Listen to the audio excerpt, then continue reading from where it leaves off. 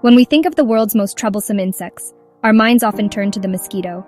Its persistent buzz and itchy bite are familiar annoyances to many. More than that, it is a carrier of devastating diseases, from malaria to dengue fever, making it a direct threat to human life. The mosquito's impact is personal and immediate, a tiny assassin that has shaped human history through sickness and death.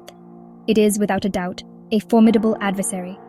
We have spent centuries developing ways to combat it, from bed nets to sophisticated medical treatments, all to protect ourselves from its deadly potential. Yet there is another insect, one whose threat is not to the individual but to entire civilizations. This is the locust. Unlike the mosquito, a single locust is quite harmless. It does not bite humans or transmit disease. But when these creatures gather, they undergo a remarkable and honestly, a terrifying transformation. They become a ravenous, moving entity, a swarm. This collective force does not attack our bodies, but our very means of survival. It targets our food, our agriculture, and the foundations of our societies. A single swarm can consume enough food in one day to feed tens of thousands of people, leaving behind a trail of devastation and hunger. The comparison between these two insects reveals a fascinating difference in the nature of threat. The mosquito's danger is microscopic, delivered through a single, precise injection of pathogens. The locust's danger is macroscopic, a force of nature on an unimaginable scale. One brings fever and sickness to a household, the other brings famine and economic collapse to a nation. While medical science has given us powerful tools to fight the diseases spread by mosquitoes, combating a locust plague requires a different kind of warfare. It involves satellites, aircraft, and international cooperation on a massive scale. Ultimately, determining which is worse depends on the lens through which we view the problem. For an individual suffering from malaria, the mosquito is the ultimate enemy. But for a farmer who has lost their entire livelihood, or a community facing starvation, the locust represents a catastrophe of a different magnitude. The mosquito is a silent killer, while the locust is a roaring, all-consuming force. Both have shaped human destiny in profound ways, and both continue to challenge our ingenuity and our resilience in the face of nature's power. The desert locust, or Schistocerca gregaria, is a species of short-horned grasshopper that inhabits the arid and semi-arid regions of Africa, the Middle East, and Southwest Asia. In its solitary phase, it is an unassuming creature, living a quiet existence and actively avoiding its peers. It is colored to blend in with its environment, a sandy brown or green, posing no significant threat to its surroundings. This is the locust in its peaceful state, a Jekyll-like personality that hides a much darker potential. For most of its life, this is how the desert locust exists, a scattered and inconspicuous part of the desert ecosystem. The true significance of the desert locust lies in its extraordinary ability to change. Under specific environmental conditions, typically following periods of heavy rainfall in its normally dry habitat, something incredible happens. The sudden abundance of vegetation allows the locust population to multiply rapidly. As the locusts become more crowded, they are forced into contact with one another. This physical touch, particularly on their hind legs, triggers a cascade of physiological and behavioral changes. The solitary shy insect transforms into its gregarious or swarming counterpart, a veritable Mr. Hyde. This transformation is startling. The locust's body color changes from muted camouflage to a striking combination of yellow and black, a warning to predators. Its behavior flips entirely. Instead of avoiding others, it is now magnetically drawn to them, forming vast, dense bands of flightless nymphs called hoppers. These bands march across the land, devouring every plant in their path. Once they mature and grow wings, they take to the sky as colossal swarms. A single swarm can contain billions of individuals, covering hundreds of square kilometers, and appearing like a dark moving cloud that blots out the sun. It is this swarming behavior that makes the desert locust the most dangerous migratory pest in the world. A swarm is not just a collection of insects. It is a single, coordinated entity with an insatiable appetite. It can travel up to 150 kilometers in a single day, driven by the prevailing winds. It crosses borders, deserts, and even oceans, carrying devastation wherever it lands. Its ability to threaten the food security of up to 10% of the world's population makes understanding and controlling this remarkable insect a matter of global importance. In late 2019 and early 2020, the Horn of Africa, the Arabian Peninsula, and Southwest Asia faced one of the most severe desert locust upsurges in decades. Unusually heavy rainfall, linked to anomalous cyclone activity in the Indian Ocean, created perfect breeding conditions for the locusts. Vast tracts of desert bloomed, providing an endless feast for the insects to multiply unchecked. The result was a plague of biblical proportions. Swarms of historic size descended upon countries like Kenya, Ethiopia, and Somalia, stripping fields and pastures bare in a matter of hours and threatening the livelihoods of millions of people who depend on agriculture.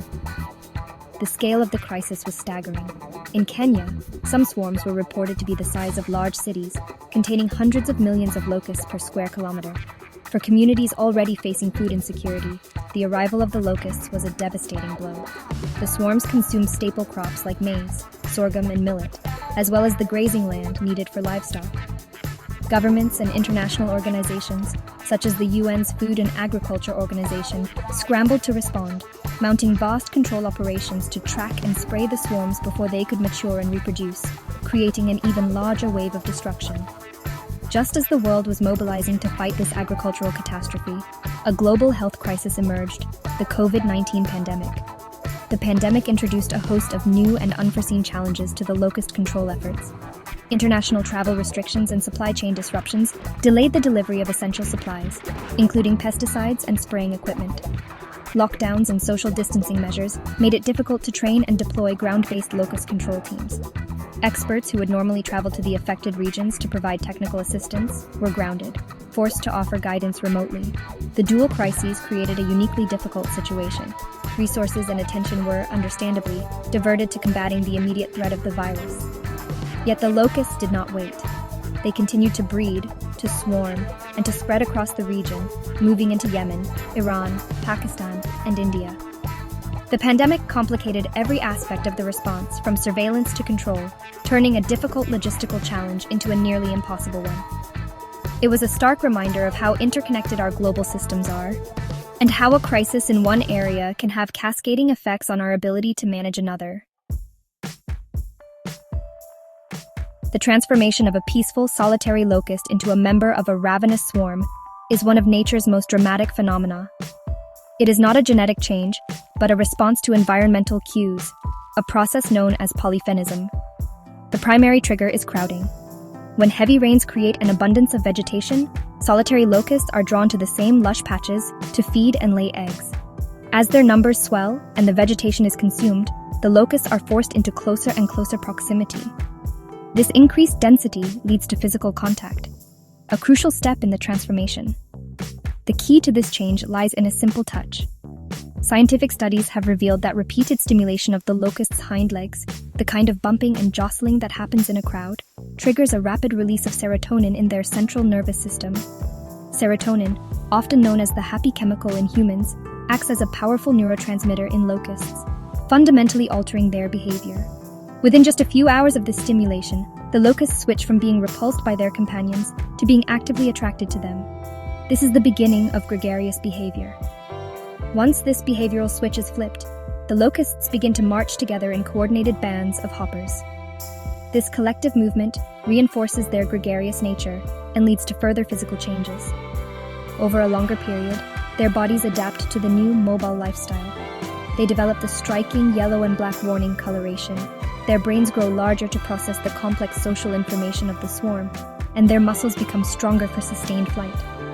They are no longer individuals, but cogs in a larger superorganism, driven by a collective impulse to move and to eat. Stopping a swarm is incredibly difficult because of its sheer scale and mobility. The most effective strategy is to intervene early, before the swarm even forms. This involves monitoring vast, remote desert areas for the initial signs of population growth. If bands of hoppers can be detected and controlled on the ground before they develop wings, a full-blown plague can be averted. However, once a swarm takes flight, it becomes a moving target that can travel vast distances. Control operations then rely on aircraft to spray pesticides, a logistically complex and expensive undertaking, especially when swarms cross remote and inaccessible terrain. The struggle between humanity and locusts is not a modern one. It's honestly a story as old as agriculture itself. Locust plagues are etched into our oldest records and religious texts. The book of Exodus in the Old Testament describes a plague of locusts sent to punish the Pharaoh of Egypt, a swarm so dense it covered the face of the whole earth. so that the land was darkened. Ancient Egyptian carvings and Roman accounts also detail the devastation wrought by these insects, describing how they would descend without warning and leave famine in their wake. For millennia, these events were seen as divine punishments or just inescapable acts of nature. Throughout history, these plagues have shaped the fate of nations and empires. In China, detailed records of locust outbreaks stretching back over 3,500 years reveal a cyclical pattern of disaster and famine.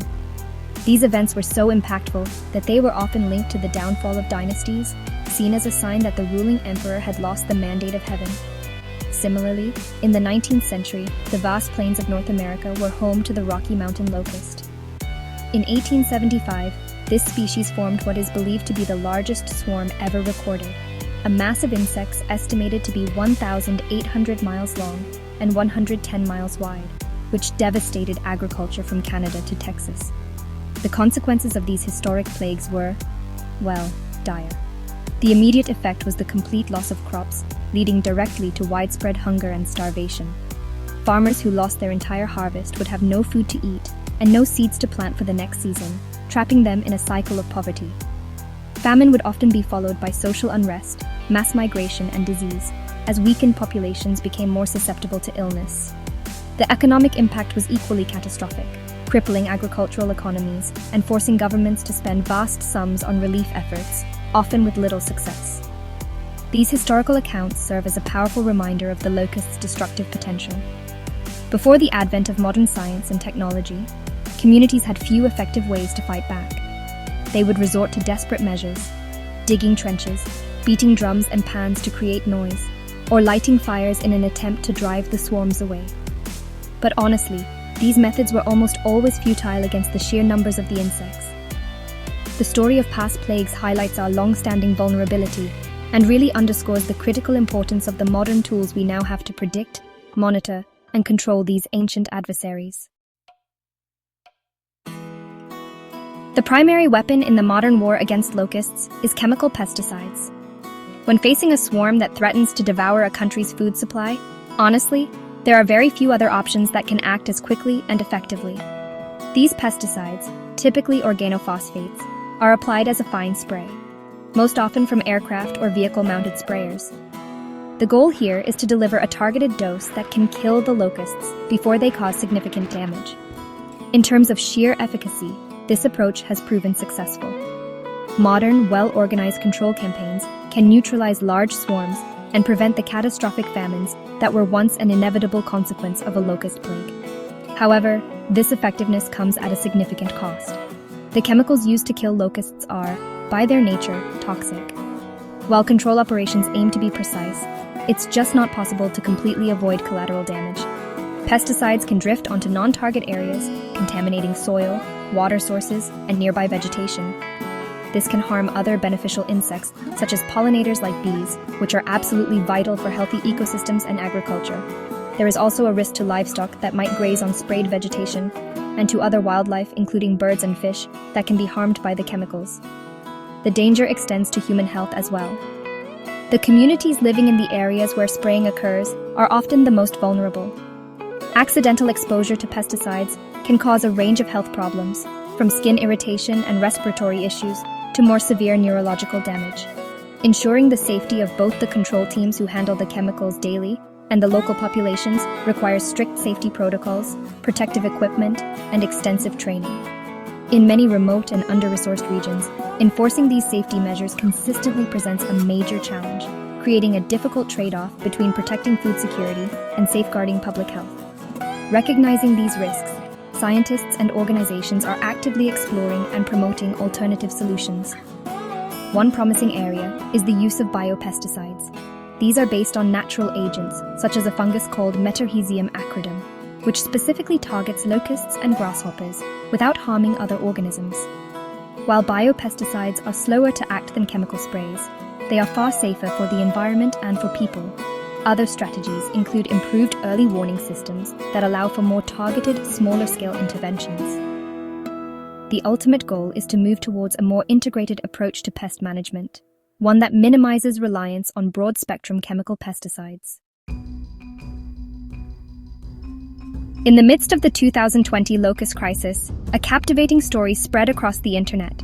News reports and social media posts suggested that China was preparing to deploy an army of 100,000 ducks to Pakistan to help combat the swarms. The idea was charmingly simple. The ducks, being natural predators of insects, would simply eat the locusts. The story captured the public imagination, conjuring images of a feathered battalion marching to the rescue.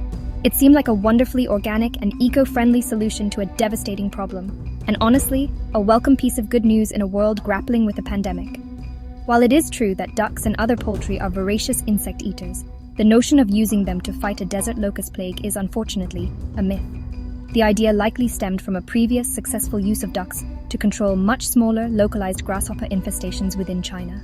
However, a desert locust swarm is a challenge of an entirely different order of magnitude. A single swarm can contain billions of locusts spread over an area of hundreds of square kilometers. The sheer number of insects is far beyond what even 100,000 ducks could possibly consume. There are also fundamental logistical and biological reasons why this strategy is not feasible for desert locusts. Ducks are waterfowl. They require water-rich environments like rice paddies to thrive. The desert locust, as its name suggests, lives in arid and semi-arid landscapes, environments that are completely unsuitable for ducks. Furthermore, ducks are ground-based predators. While they could certainly eat locust hoppers that are marching on the ground, they would be utterly powerless against the mature winged swarms that fly high in the air and travel up to 150 kilometers a day. The duck army story serves as an interesting case study in how misinformation can spread, especially when it presents an appealingly simple solution to a complex problem. The reality of locust control is far less picturesque. It relies on sophisticated science, satellite technology, careful monitoring, and when necessary, large-scale chemical or biological pesticide operations. While biological control using natural predators is a valuable tool in integrated pest management, its application must be grounded in scientific reality. For now, the fight against desert locusts will be led by scientists and pilots, not by an army of ducks. The connection between weather and locusts has always been clear. These insects thrive in conditions that are out of the ordinary, when unusually heavy rains fall in the desert. Now, as our planet's climate changes, these unusual weather events are becoming more frequent and more extreme. Climate change is intensifying the cycle of drought and flood, creating conditions that could become increasingly favorable for desert locust upsurges. Scientists are concerned that global warming may be loading the dice in favor of these devastating pests, making future plagues more likely and more severe. One of the key drivers of this increased risk is the warming of the world's oceans. A warmer Indian Ocean, for example, can lead to the formation of more powerful and frequent cyclones. These cyclones can bring torrential rains to the Arabian Peninsula and the Horn of Africa, the very heartlands of the desert locust. The immense rainfall that triggered the 2020 locust plague was directly linked to an unusually strong weather pattern known as the Indian Ocean Dipole, an event made more extreme by rising sea surface temperatures. This creates vast new breeding grounds for locusts in areas that are normally too dry to support them. Furthermore, warmer global temperatures can accelerate the locust's life cycle. Higher temperatures mean that eggs hatch faster and nymphs develop into adults more quickly. This can allow for more generations of locusts to breed within a single year, leading to a much more rapid explosion in their population. A changing climate may also alter wind patterns, which could affect the traditional migratory routes of the swarms. This could potentially allow them to invade new territories that have historically been safe from their reach, putting even more regions and populations at risk of agricultural devastation. The link between climate change and locusts is a stark example of how the effects of a warming planet can cascade through natural systems, creating unexpected and dangerous consequences. It underscores the urgent need for a two-pronged approach. First, we must continue to strengthen our locust monitoring and control systems, making them more agile and resilient in the face of more frequent threats. Second, and more fundamentally, we must address the root cause of the problem by taking decisive action to mitigate climate change. Failing to do so may mean that the locust plagues of the future will be even more challenging to conquer than those of the past. While the threat of locust plagues, potentially worsened by climate change, remains a serious challenge, there are honestly many reasons for optimism. Our ability to combat these ancient adversaries has never been greater. We are no longer helpless bystanders, relying on noise and fire to ward off the swarms. Today, The fight against locusts is a sophisticated international effort that combines cutting-edge technology with deep scientific understanding. This fusion of innovation and collaboration offers our best hope for protecting global food security in the future. At the forefront of this effort are advanced early warning systems, coordinated by organizations like the FAO. Satellites now constantly monitor weather patterns and vegetation levels in the locusts' remote desert breeding grounds. This data allows experts to identify potential hotspots where conditions are ripe for an outbreak. Ground teams equipped with GPS devices and specialized apps can then be dispatched to these remote areas to confirm the presence of locusts and assess the situation. This proactive approach, known as preventive control, allows for small localized infestations to be managed before they can erupt into a full-blown plague. Technological innovation continues to provide new tools for the fight. Drones are increasingly being used for both surveillance and targeted spraying, offering a safer and more precise alternative to large aircraft in some situations. Advances in genetics and molecular biology are helping us to better understand the triggers for swarming behavior, which could one day lead to novel control methods. The development and wider adoption of biopesticides, like the metarhizium fungus, represent a crucial step towards a more environmentally sustainable approach, one that targets the pest without harming the wider ecosystem. Perhaps the most important reason for hope lies in human ingenuity and cooperation. The fight against locusts transcends national borders. It requires countries to share information, coordinate their control operations, and pool their resources. It depends on the tireless work of scientists, pilots, and local community members on the ground. The global response to the 2020 crisis, despite the immense challenges of the pandemic, demonstrated a powerful commitment to collective action.